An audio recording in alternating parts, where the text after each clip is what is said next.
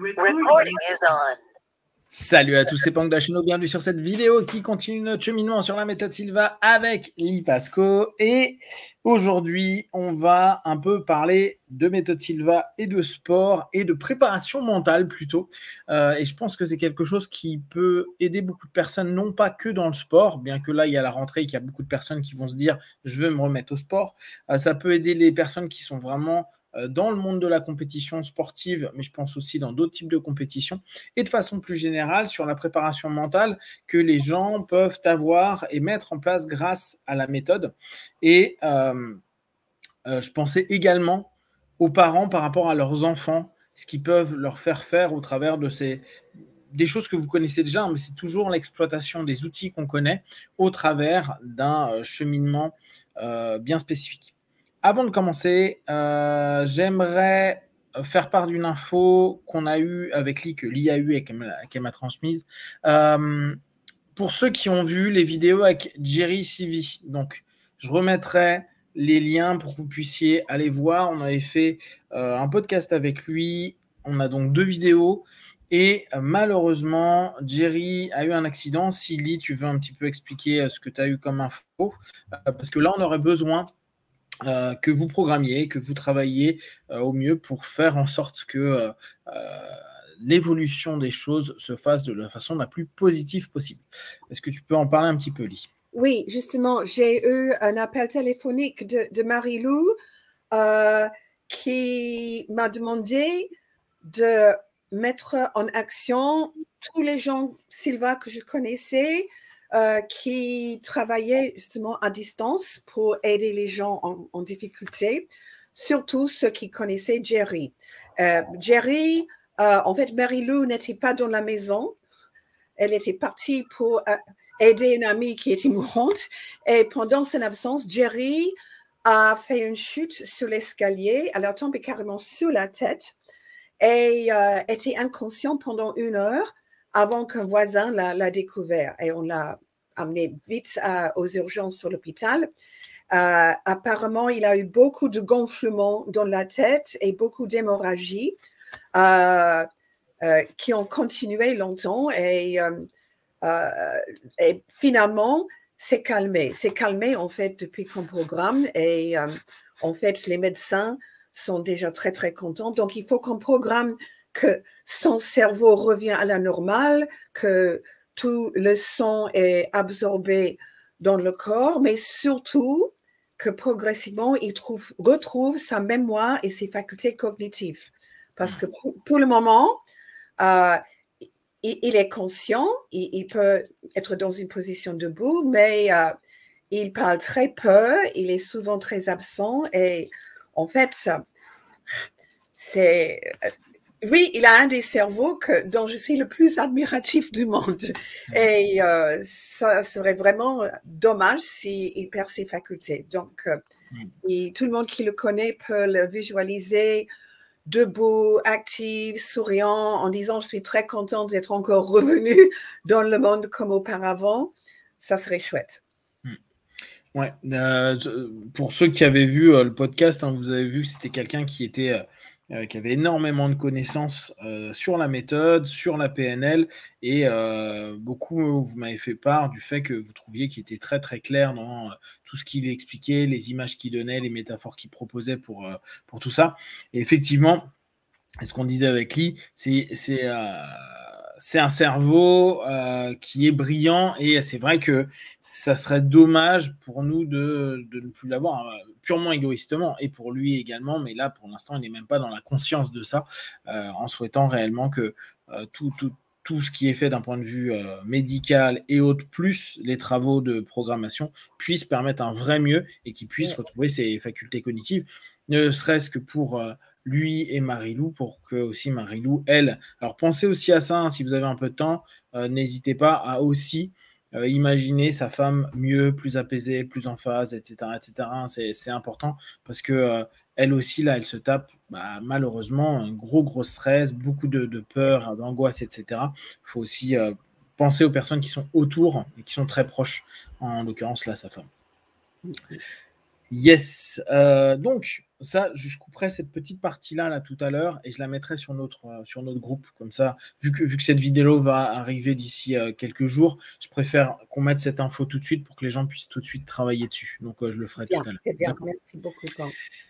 Ok, donc là, on va papoter un petit peu. Justement, pour les gens qui ne connaissent pas, tu vas mettre une photo, n'est-ce pas? Oui, je vais mettre une photo. Oui. Donc, il a 78 ans et il est dans l'hôpital à Raleigh, en Caroline du Nord, pour ceux qui travaillent les cas officiellement. Voilà. Ouais.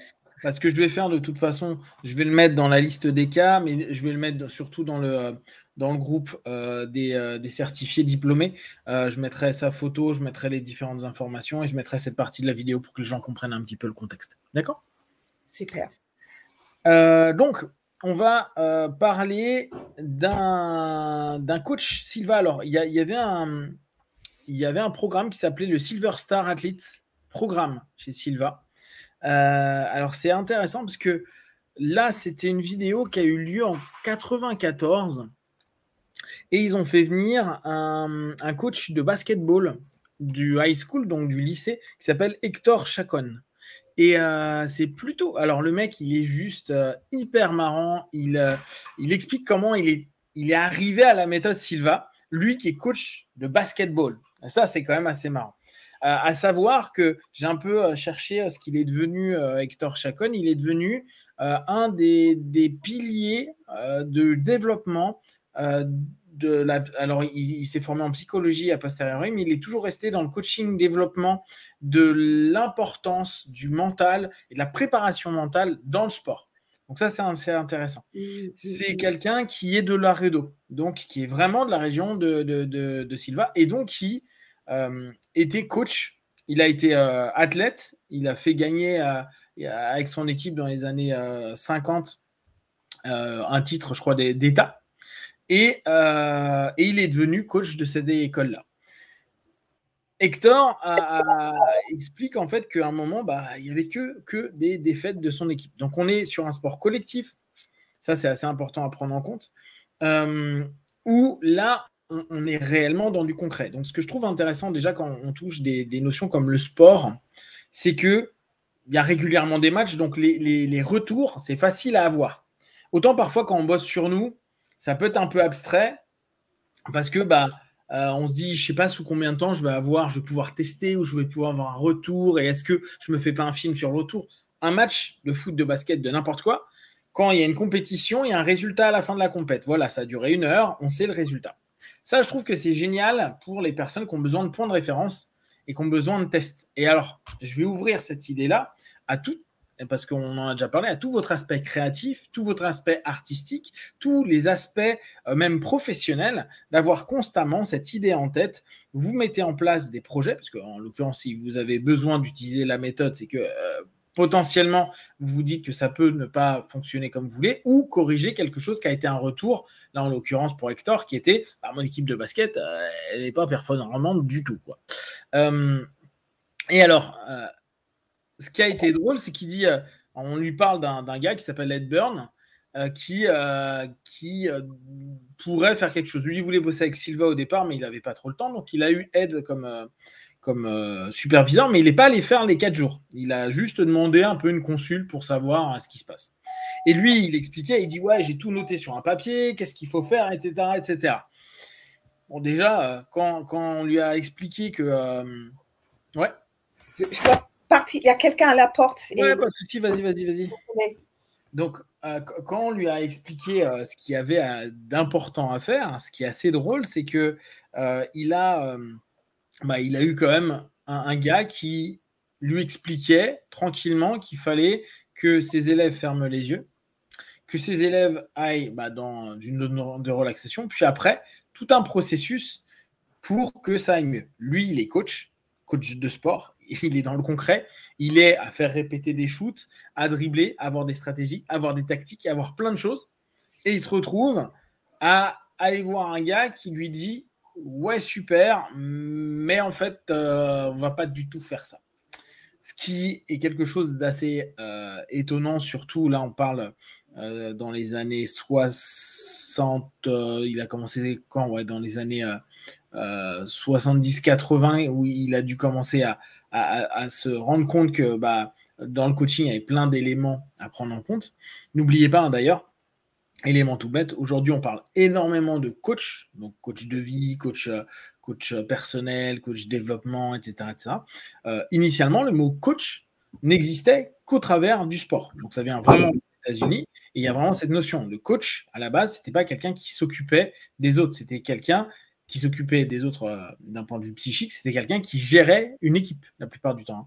N'oubliez jamais que le coaching vient du sport. C'est vraiment issu du sport.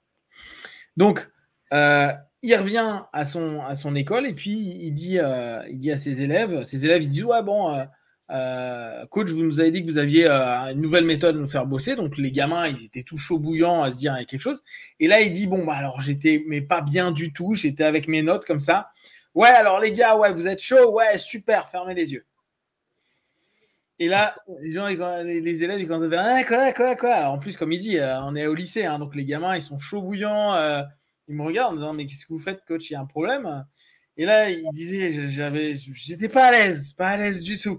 Il dit non, les gars, fermez les yeux. Et il a commencé à imposer. Il a dit les gars, vous fermez les yeux. Et il a commencé à faire tout un travail version Silva. Ce qui s'est avéré être assez génial parce que sur la fin de saison, je crois, ils ont gagné tous leurs matchs. Eux qui n'arrêtaient pas de perdre.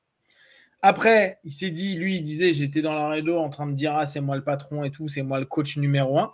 Et puis, pas de bol, son équipe a recommencé à reperdre du truc parce qu'il avait plus ou moins arrêté. Et c'est à partir de ce moment, il a rappelé Ed et il est allé suivre la méthode. Et à partir de là, son école a gagné le titre d'État. L'année qui suit, les années qui suivent, etc. Donc, tout ça pour montrer que sans même avoir, bien sûr, à côté, il y a toujours l'entraînement sportif, hein, mais sans même avoir cette dynamique-là, il a vu un changement, ne serait-ce qu'en préparant mentalement, en visualisant, en imaginant les réussites, la victoire, etc. Est-ce que toi, tu as connu des sportifs qui utilisaient la méthode et qui ont eu des grands, qui ont eu des titres ou qui ont eu des grosses réussites grâce à ça? Un gros titre, oui, c'était pas vraiment des diplômés Silva officiels, mais j'ai eu une fois dans mon cours quelqu'un qui a suivi justement le cours de base, qui est devenu diplômé, qui m'a demandé de venir spécialement pour coacher justement son équipe. Alors, c'était une équipe sportive, mais heureusement pour moi, parce que je ne suis pas tellement sportive, c'était une équipe de danse acrobatique à Paris. Oui, et je les ai donné une séance juste 3 heures. Je les ai enseignés à entrer à un niveau de base. Je les ai enseignés le miroir de l'esprit et comment entrer dedans et faire une répétition mentale. Et je les ai fait visualiser gagner la coupe. Effectivement, cette année, pour la première fois, cette équipe a gagné la coupe pour la meilleure danse acrobatique. C'est là où c'est assez intéressant. Moi, je l'ai beaucoup utilisé, comme tu dis. On l'a aussi beaucoup dans l'hypnose et puis maintenant dans la préparation mentale. Hein, la préparation mentale. Et là, vraiment, je l'ouvre pas que au sport. Hein, vraiment, préparation mentale d'un entretien, d'un rendez-vous, de quelque chose d'important. La préparation de votre mental pour un résultat, c'est quelque chose d'hyper intéressant et on voit la différence. Moi, j'ai pas mal accompagné des personnes en sport pour les préparer mentalement et on a vu en l'occurrence des trucs très intéressants, notamment après des gros échecs. Moi, j'ai pas mal de copains qui font donc des sports de combat. Et dans les sports de combat, le problème, c'est que quand on perd, il y a certaines défaites, c'est des KO. Donc, c'est quelque chose qui est traumatique pour l'esprit. On perd un match de basket, à moins que ce soit une finale d'un grand truc, tu te dis la semaine prochaine, je rejoue, et puis ça ira bien. Là, on a peur. D'un coup, on dit, je ne veux plus rentrer dans la cage, sur le ring, dans le tatami, etc. Parce qu'à ce moment-là, on a peur. Et le travail de la préparation mentale, outre le fait et là, on va réutiliser nos mots Silva, de corriger la problématique, de corriger la peur, de corriger vraiment ce qui ne va pas, pour après corriger ce qui n'y est pas allé, mais d'un point de vue technique, d'un point de vue tactique, d'un point de vue physique, on voit l'importance de la multiplication, de la correction qu'on doit avoir dans un premier temps. Et au travers de ça, moi, j'avais créé pas mal d'ancrage sur les personnes que je suivais et où j'avais des retours à dire ah bah c'est génial parce que juste avant de monter sur le ring, j'ai fait mon rituel. Donc, pour certains, c'était une zone de confort. Il y en a, c'était un ancrage, etc., etc. Et il y a eu des très beaux résultats. Alors après, c'est pas absolu, c'est pas ultime, c'est pas, mais ça crée un vrai plus dans ce qu'on met en place. Et souvenez-vous, dans toute la partie business qu'on avait vu, l'importance quand on veut faire un closing, quand on veut peut-être mettre en avant un projet ou quelque chose, c'est important que vous puissiez imaginer, visualiser. Et moi, je l'ai fait pour moi-même, où j'ai eu la chance de gagner des trucs, on va dire, assez importants. Et c'était que ça. C'était, alors bien sûr, il y a le moment, il y a l'entraînement et tout ça, mais en plus, cette notion à se dire non, mais là, c'est bon, je sais que ça va le faire. Ça va le faire pour plein de choses parce que ça fait 500 fois, 1000 fois, 10 000 fois qu'on est en train de se dire là, c'est bon, je suis en haut, c'est moi qui ai la première marche, c'est moi qui ai ceci, c'est moi qui ai cela. Et même si c'est la galère, de fil en aiguille, on y arrive. Donc, il y a quelque chose d'hyper intéressant dans cette démarche. Dans la première étape qu'on connaît, hein, mais je trouve que c'est intéressant, quand vous êtes en train de vous dire je dois me préparer mentalement à quelque chose, première chose que vous avez à faire, en tout cas là on va commencer comme ça, c'est identifier la problématique. On revient à ce qu'on disait la dernière fois. Donc imaginez pour un artiste, un sportif, un chef d'entreprise ou un parent, les choses qu'on loupé. C'est quoi le problème? Pourquoi aujourd'hui je dois mettre un plan d'action, je dois me préparer pour réussir? Comme on l'avait dit il y a 2 semaines, c'est hyper important que vous soyez conscient de la problématique. Bon, je perds mes matchs de basket, je suis conscient qu'il y a une grosse défaite. J'ai du mal à ce que mon enfant s'apaise sur quelque chose. Peut-être qu'il y a quelque chose qui est un problème qui est intéressant sur peut-être que j'ai mal abordé les choses, peut-être que j'ai telle ou telle problématique à voir et à travailler. J'arrive pas à faire mon chiffre d'affaires en entreprise. Ok, j'ai un problème peut-être de pression, peut-être un problème d'expression, un problème d'oser faire des choses, un problème de... Mettez en place et voyez. Donc, si on va sur le sport, bon, bah, notre problème, c'est qu'on ne gagne pas des matchs. Donc, à partir de là, moi, ce que j'ai bien aimé, c'est que dans le process qu'il met, c'est voyez le problème, tous les problèmes. Ça peut être, et ça j'ai bien aimé dans l'explication qu'il donnait, il disait, je demandais à chacun de mes joueurs, donc on verra après le process, hein, mais en gros c'est je me mets en alpha, etc. Voyez le problème, voyez-vous en train de déconner, genre j'ai une passe, le gars m'a contré, j'avais tel truc, bon bah le gars a fait quelque chose. Et à ce moment-là dans votre tête, donc vous êtes en train de visualiser, cancel, vous annulez. J'ai trouvé que c'était assez intéressant comme process. Ce n'est pas les mêmes manières qu'on a de faire d'habitude avec Silva, parce qu'en général, cancel, c'est au niveau de votre propre sémantique. Mais là, ce que j'ai trouvé très pertinent, c'est de se dire, bah voilà, on a des processus qu'on a mis en place qui ont loupé. Et là, on peut le faire surtout. Hein. Moi, par exemple, qui suis le plus mauvais cuisinier de la Terre, je peux me dire, tiens, ma recette a foiré pour la 1 millionième fois. Et bah, dans ma tête, dès que je pense à la recette, je fais cancel, je l'enlève. Et les 1 millionième fois, aussi peut-être qu'une fois, je réussirai à faire correctement ma future recette. Cette notion d'aller annuler ce qui est négatif, ce qui a été problématique, les erreurs, et ça c'est intéressant, nous ouvre un potentiel de création. Donc, on est toujours sur la même chose, visualisation, souvenir de, pour aller vers imagination, possibilité de. J'ai jamais réussi un truc, néanmoins je peux toujours l'imaginer, et je vais annuler ce qui a été fait de façon négative. Ce qui est en PNL, pour ceux qui ont l'habitude, c'est les submodalités. Je vais travailler les submodalités pour neutraliser les choses, pour que ça soit plus dérangeant à ce moment-là et que j'y associe plus. Genre, ah ouais, mais je rejoue contre telle équipe où j'arrive pas à faire cette passe, ou j'arrive pas à shooter, ou j'arrive pas à faire tel ou tel truc. Bah, à ce moment-là, je sais que je vais pouvoir avoir, je vais enlever l'accroche et l'image que j'ai. Ça, tu l'avais vu déjà de cette façon-là, cette notion, j'identifie le problème et un des premiers trucs que je fais, c'est l'annuler. Mais oui, bien sûr. Ouais. Pour moi, ça correspond à justement ce qu'on a déjà fait en petit avec le nettoyage mental, où en fait, on dit une phrase négative et on dit tout de suite annuler et on remplace avec une positive. Et puis la fameuse formule pour les maux de tête et la fatigue aussi, je ne veux pas, on annule et on remplace avec ce qu'on veut. Donc je trouve que c'est à peu près le même système, plus complexe, plus profond, etc. Mais c'est le même système, toujours. On reconnaît le problème, on étudie bien, on est conscient et on annule pour remplacer avec ce qu'on désire. Moi j'ai bien aimé, tu vois, cette notion où c'est vrai que moi, la plupart du temps, j'avais associé le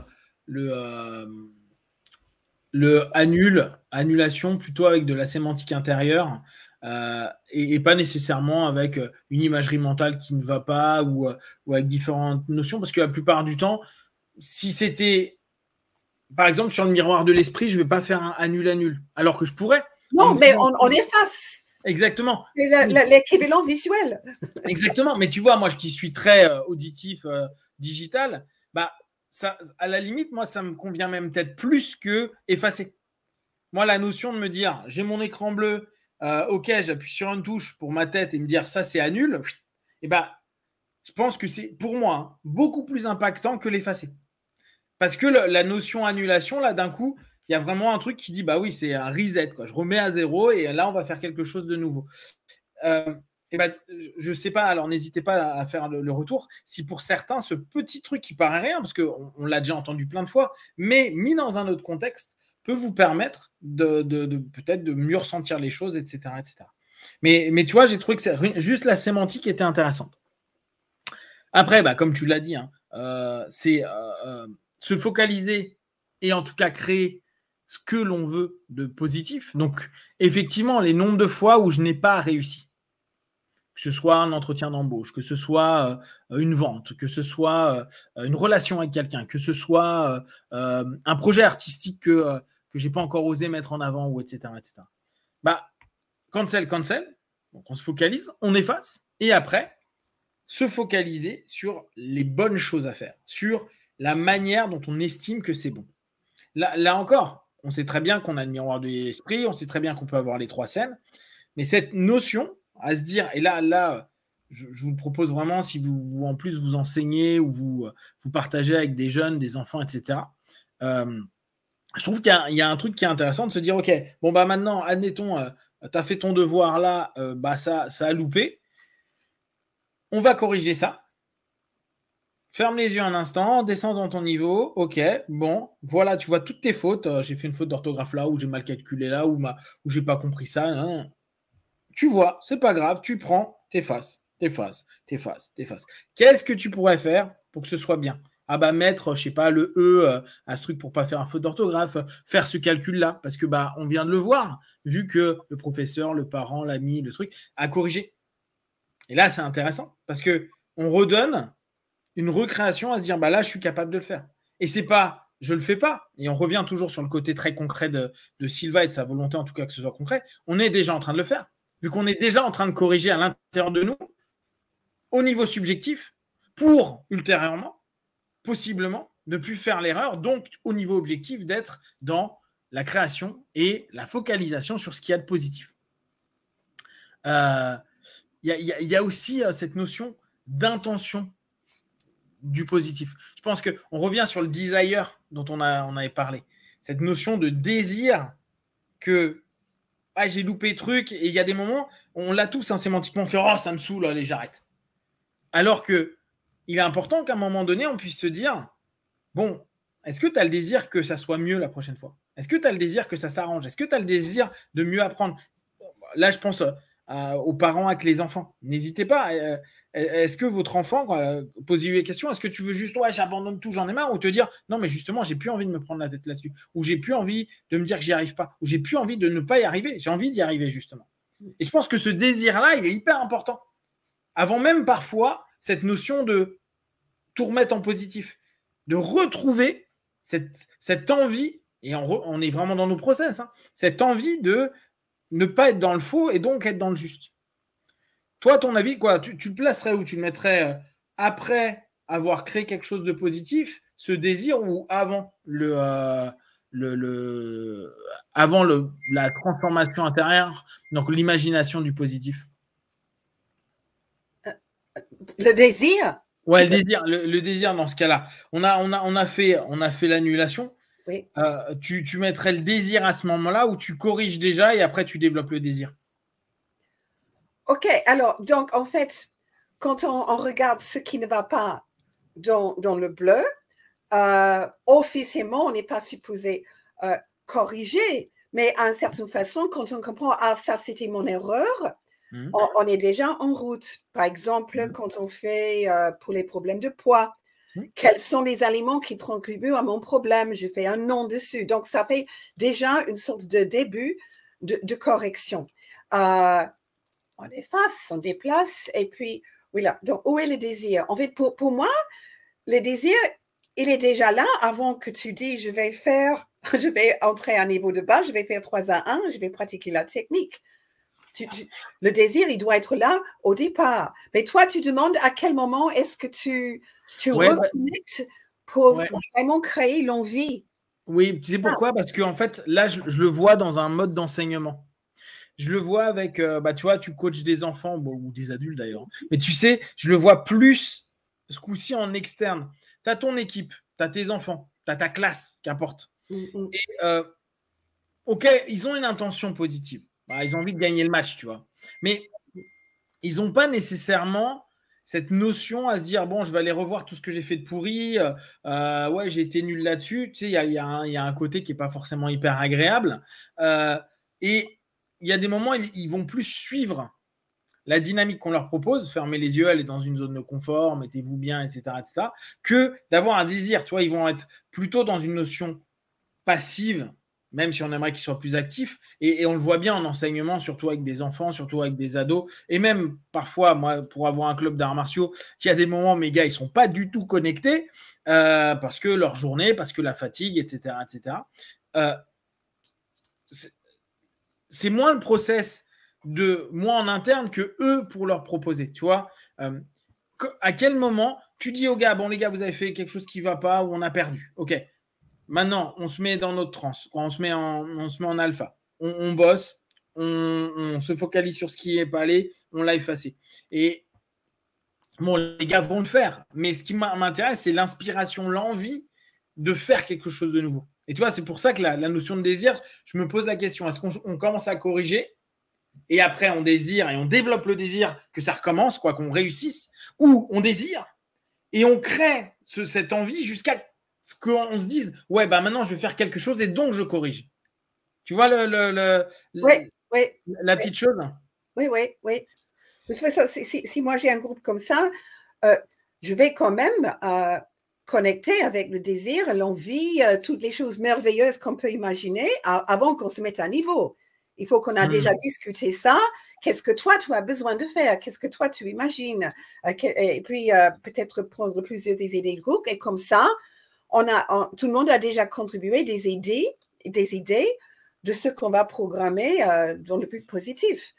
Mais toi, tu le feras en amont. À quel moment, donc, est-ce qu'on fait ça avant ou après la correction? C'est ça? Oui, exactement. Oui, alors, justement, parce qu'en fait, dans la technique officielle Silva, on ne parle pas forcément de correction.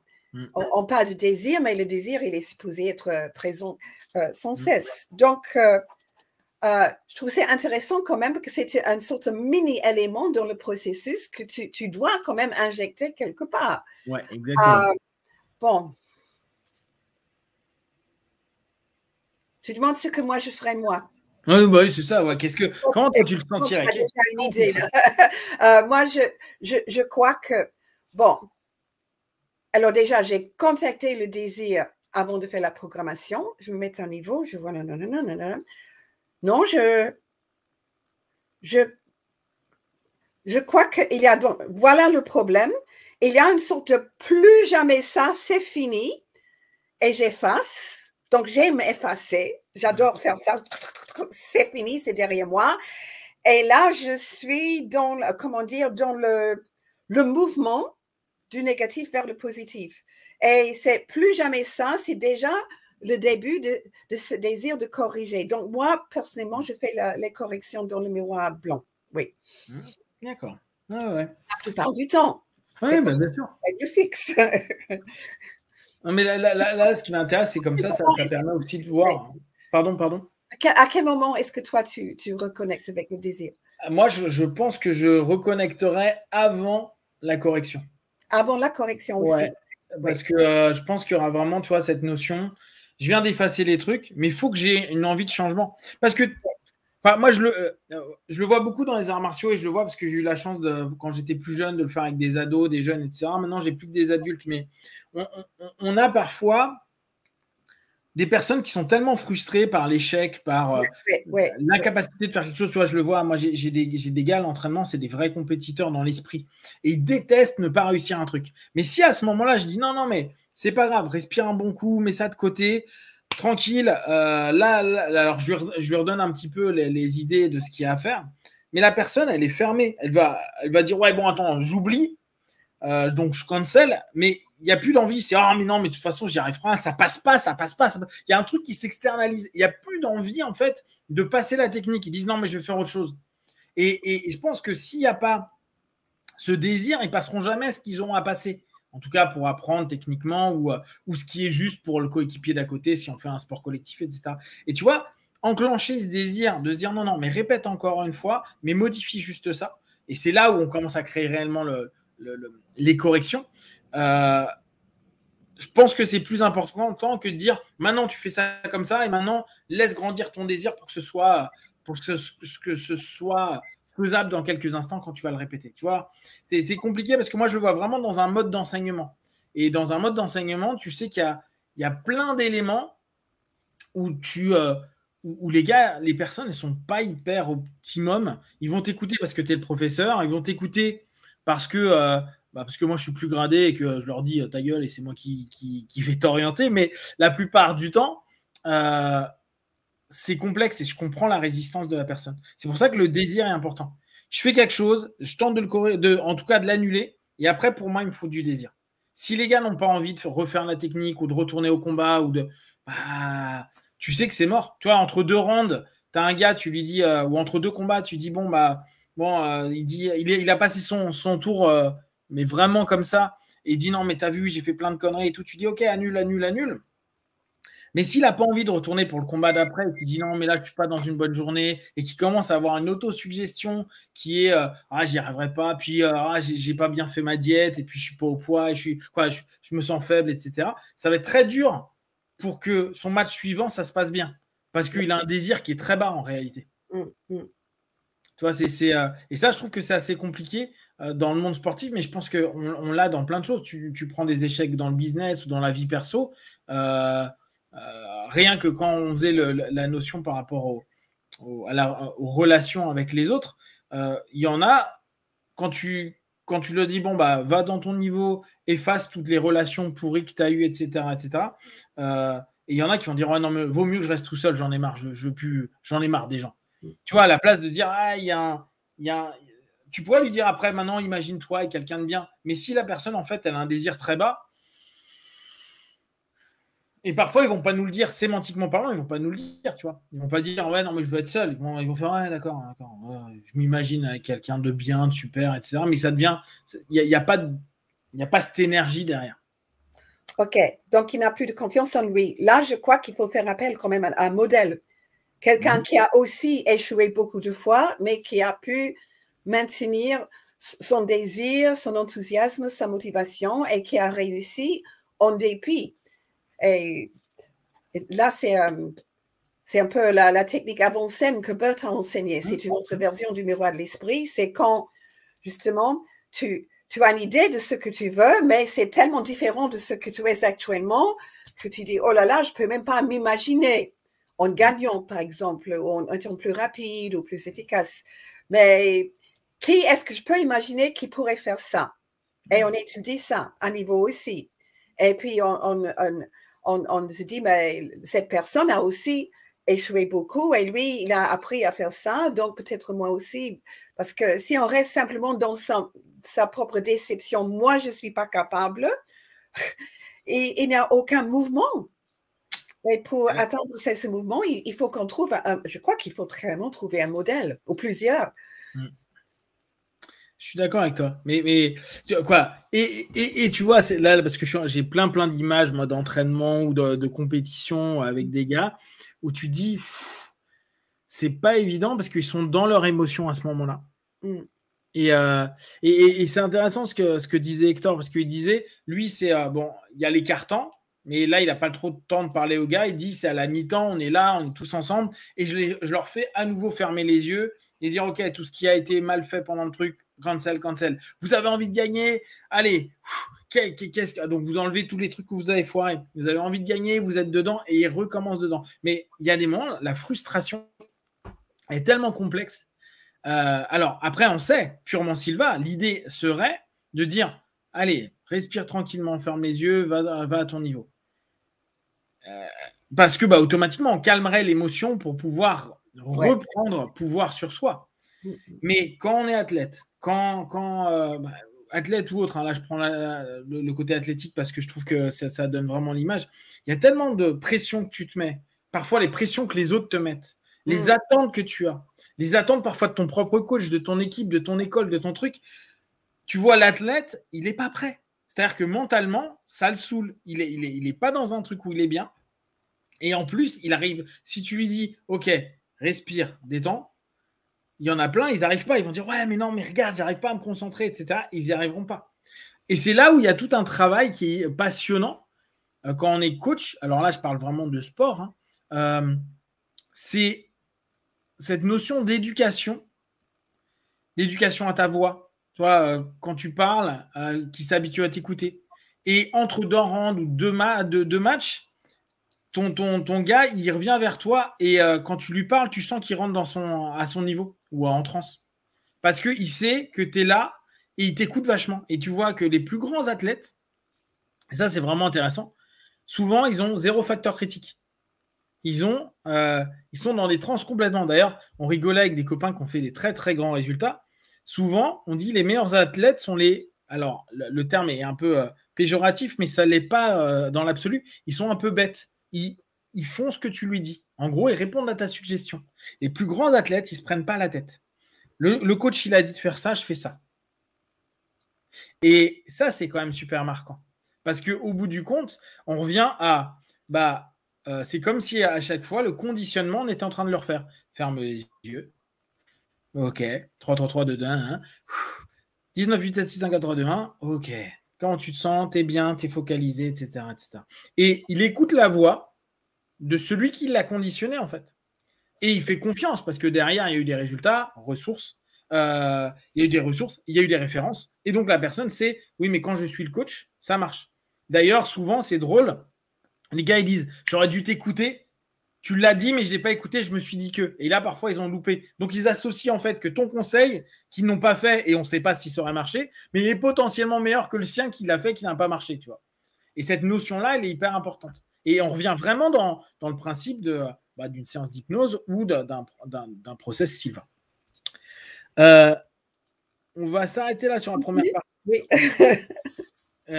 Sur la première partie, puis on va revenir juste après, toujours en allant un peu plus dans le fond de cette idée-là.